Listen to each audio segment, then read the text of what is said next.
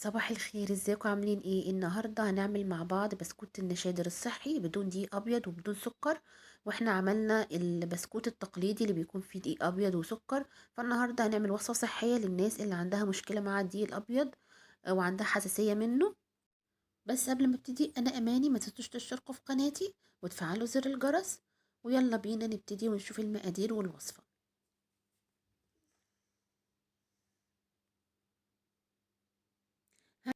هنحط نص كوباية زبدة، عليها تلت كوباية عسل أبيض، ممكن تزودي شوية كمان، ممكن تضيفي معلقة أو اتنين تاني يعني على التلت كوباية دي، علشان لو حابة مسكر زيادة. أنا بحبه كده يعني مبحبوش يكون مسكر قوي.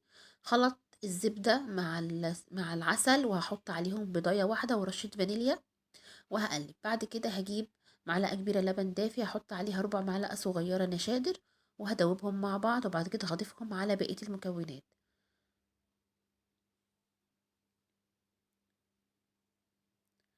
وهبتدي اديهم تقليبة كده.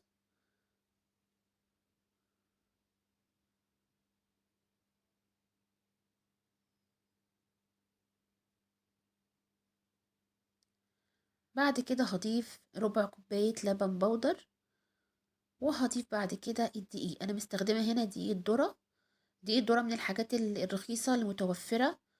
فهضيف كوبايتين ونص، بس مش هضيفهم كلهم، هضيف كوبايتين، والنص كوباية الباقية دي هضيفها بالتدريج لحد ما يتكون معايا عجينة ينفع ان انا اشكلها تبقى ماسكة نفسها، بس في نفس الوقت برضو بتلزق شوية في ايديا عشان يطلع معايا البسكوت مقرمش. فهضيف الدقيق بالتدريج لحد ما يوصل للقوام اللي انتوا شايفينه ده. شايفين العجينة طرية جدا جدا، بتلزق شوية في ايديا، وفي نفس الوقت ينفع ان انا اشكلها.